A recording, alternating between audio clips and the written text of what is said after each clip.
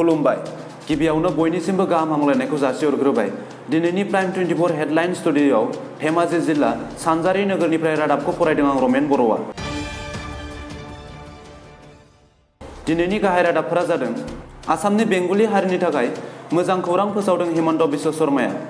भारतआ एसियान आरो जापान बायदि हादरजों फालांगि सोमोन्दै दानायाव आनज्रायबाय। भारत आरो इजराइलनि गेजेराव बेफार फालांगिनि गोरोबथा। महाराष्ट्रआव गोदानै सीएमनि बिबानाव समायखिरा लादों। श्रीलंकानि हादरगिरि गटाबाया राजापाक्सानि भारत दावबायनाय। 26थि ISL गेलेनायनि फिथाइ। दाब दाब जायगायाव इन्टारनेशनेल टेस्ट मेच खेलनि फिथाइ। दानिया फैदो आबुं रादाबाव। 28 नभेम्बर खालारखालि आसामनि बिजेपिनि सिनियर दैदेनगिरि हिमन्त बिश्व शर्माया आसामाव थानाय बेंगलि हारिनि थाखाय बे खेबनि आसाम एसेम्बलि सिजनाव फाइनाल एनआरसिआव बेंगलिफोरनि थाखाय उदां होनना फोरमायदों। सुलुं मोननाय बादिब्ला आसामनि विन्टार सिजनाव आसामनि रांखान्थि बिफाननि मन्त्रि हिमन्त बिश्व शर्माया आसामनि बेंगलि हारिनि थाखाय आसामाव थागिबि हारिफोरनि बादिनो उदां खालामगोन होनना फोरमायदों आरो एसेम्बलियाव बे बिलखौ पास खालामना होनाय जादों। 29 नभेम्बर खालारखालि गोदान दिल्लीआव भारत आरो इजराइलनि गेजेराव फ्री ट्रेड एग्रीमेन्ट गोरोबथा खालामो। गाहाय बे गोरोबथाखौ 2007 मायथाइयाव आगुनि गाहाय मन्त्रि डक्टर मनमोहन सिंहआनो दाना गालांदोंमोन।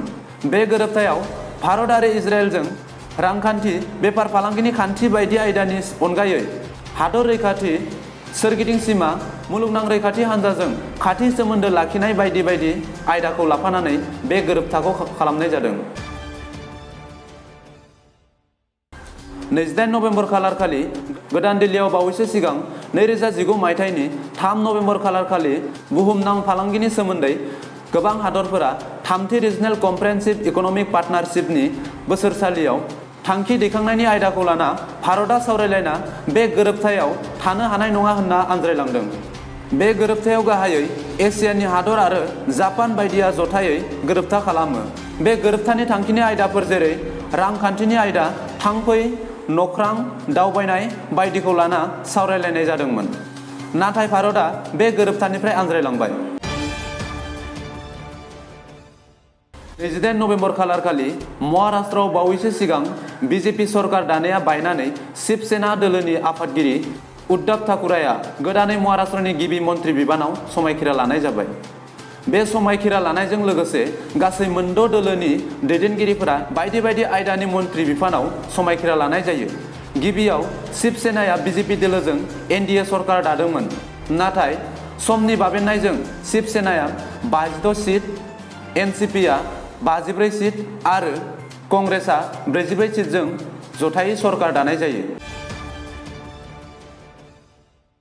लखनौआव आफगानिस्ताननि हेंथायै वेस्ट इन्डिज गेलेनायाव वेस्ट इन्डिजआ 7 उइकेटआव देरहासार जायो। बे खेलाव आफगानिस्तानआ गिबियाव 187 आरो नैथियाव 120 रान खालामो।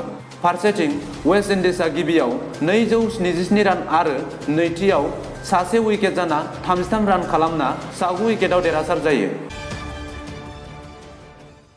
हेमिल्टनाव निउजिलेन्डआ इंलेन्डनि हेंथायै इन्टारनेशनेल टेस्ट मेच गेलेगासिनो दं। बे खेलाव निउजिलेन्डआ गिबि बेटिं खालामो। एडेलाइडआव अस्ट्रेलियानि हेंथायै पाकिस्तानआ इन्टारनेशनेल टेस्ट मेच गेलेगासिनो दं। बे खेलाव अस्ट्रेलियाया गिबि बेटिं खालामो। दिनैनि रादाबखौ एसेयावनो फोजोबनाय जाबाय। गोजोन्थों।